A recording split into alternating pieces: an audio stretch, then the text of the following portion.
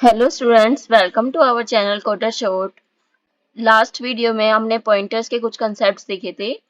आज की वीडियो में हम पॉइंटर्स के कुछ प्रोग्राम्स देखेंगे जिससे कि आपको पॉइंटर्स का जो कंसेप्ट है वो क्लियर हो जाएगा। तो चलते हैं अपने फर्स्ट प्रोग्राम पे।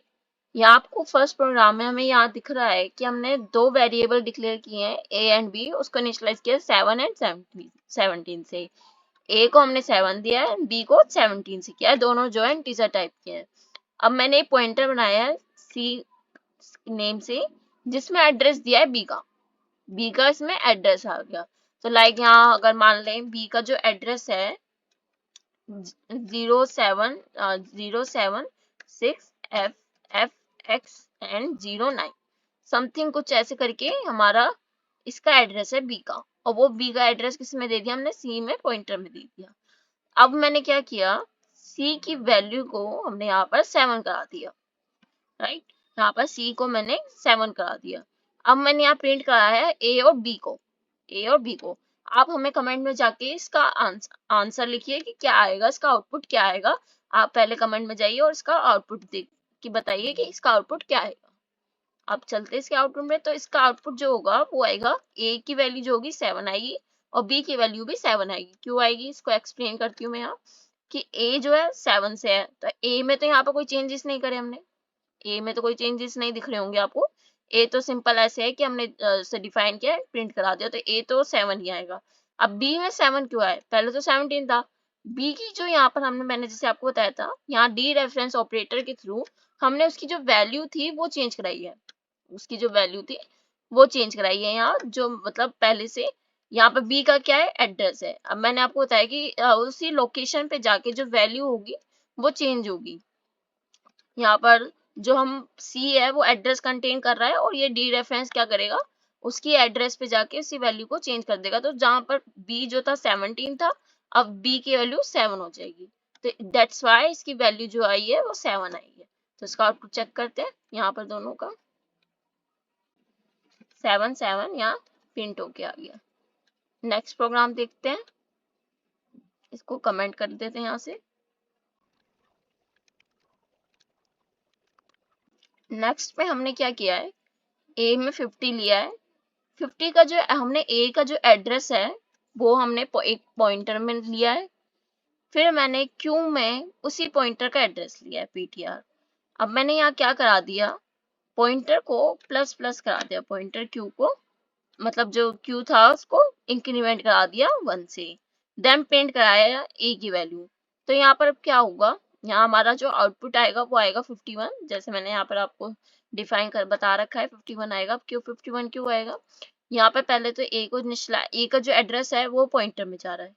अब जो ptr है वो भी पॉइंट करेगा जहां पर ए जो है लोकेशन, ए जो लोकेट है, ए मान लो यहाँ पर कहीं 7809 समथिंग इस पे लोकेशन पे है। अब पॉइंटर भी उसी को पॉइंट करेगा जहां पर ये लोकेशन है।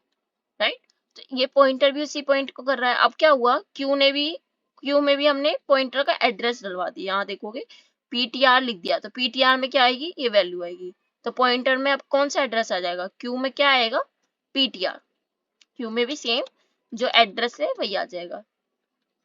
एड्रेस ऑफ ए हमारी ये है, एंड जो ptr है वो भी हमारा एड्रेस है, तो वो भी क्यू में आ जाएगा। अब मैंने यहाँ क्या कराया है, क्यू को डी रेफरेंस करा के प्लस प्लस करा दिया। अब दोनों में तो यही एड्रेस, तो जो वैल्यू होगी इसकी क्यू में, पहले तो क्यू जाएगा एड्रेस पे जाएगा, एड्रेस पे गया, उसकी वैल्यू देखी, वैल्यू उस एड्रेस पे वैल्यू क्या है 50। यहाँ पर ए में क्या, उस वैल्यू क्या है, वैल्यू में 50 है, तो 50 क्या होगा, यहाँ पर इंक्रीमेंट हो जाएगा, वैल्यू जो होगी इसकी इंक्रीमेंट हो जाएगी। इस तरीके से इंक्रीमेंट हो जाएगी। अगर हम प्रिंट कराएंगे तो क्या आएगा 51, वैल्यू क्या होगी 51। तो इस तरीके से हम इसको कर सकते हैं, एंड हम इसको प्रिंट करा के देखते हैं आउटपुट क्या आ रहा है। यहाँ पर 51 हमारा आउटपुट आ रहा है। अगर मैं यहाँ पर एक चीज कर दूं कि मैं यहाँ पॉइंटर ना लगाऊं, राइट, यहाँ पर डी रेफरेंस ऑपरेटर ना लगाऊं, अब क्या होगा, एड्रेस में चेंजेस होंगे, कुछ एड्रेस जो होगा वो आगे बढ़ जाएगा, एंड जो वैल्यू होगी कुछ अलग सी वैल्यू आएगी। प्रिंट करा के देखते हैं। हमारा यहाँ पर आया 50। 50 क्यों आया? क्योंकि आप देखोगे यहाँ हमने प्रिंट कराया था ए को, सी आउट ए को। ए में कोई चेंजेस नहीं हुए। क्यों नहीं हुए? क्योंकि हमने क्यू में प्लस प्लस कराया है, मीन्स क्यू का कोई एड्रेस था उसमें कराया है, ना कि हमने ए के अंदर कराया है। ए में कोई चेंजेस नहीं कराया हमने, सीधा क्यू और पॉइंटर में कराया। अगर मैं यहाँ पर प्रिंट कराऊं क्यू को, मैं क्यू की वैल्यू को प्रिंट कराना चाहूँ, तब हमारी जो होंगे कुछ ऐसी वैल्यू आएगी जो हमें अनडिफाइंड है, कुछ उसमें कोई वैल्यू ही नहीं है, तब आएगी हमारी कुछ अनडिफाइंड वैल्यू। पहले ए प्रिंट हो रहा था तो ए की 50 थी, उसमें कोई चेंजेस नहीं कराए थे हमने, तो यहाँ पर कोई वैल्यू आ गई जो अनडिफाइंड है वैल्यू। अगर मैं यहाँ पर चेंजेस करूँ, लाइक यहाँ पॉइंटर लगा के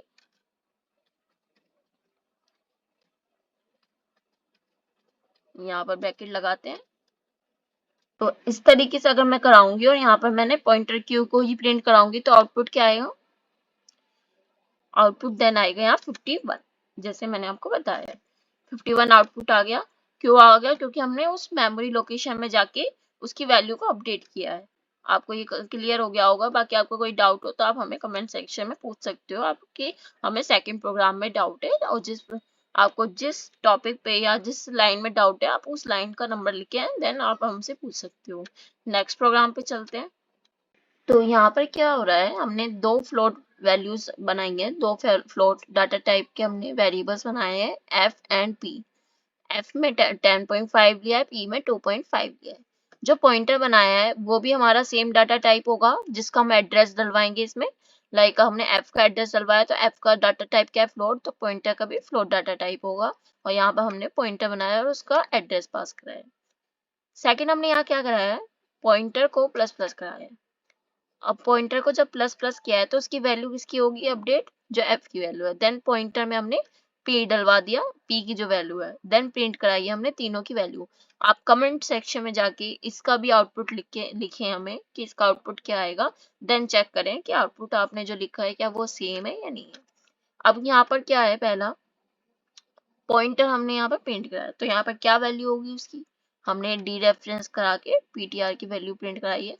तो आप यहाँ देखोगे पहले तो एड्रेस है, तो यहाँ पर क्या हो रहा होगा, लाइक एड्रेस ले लेते कोई एफ का, कि एफ जो स्टोर्ड है वो है किसी लोकेशन पे 9889 करके एफ एक्स 00 पे, इस लोकेशन पे वो स्टोर्ड है एफ जो है। अब क्या होगा यहाँ पर, पहले तो अब पॉइंटर की मैंने वैल्यू प्लस प्लस करा दी, पॉइंटर पे जाके प्लस प्लस करा दी। अब जो वैल्यू क्या है एफ की वैल्यू क्या है? 10.5। 10.5, तो यहाँ पर प्लस प्लस होगी मतलब +1 हो गया, यहाँ पर +1 हो गया।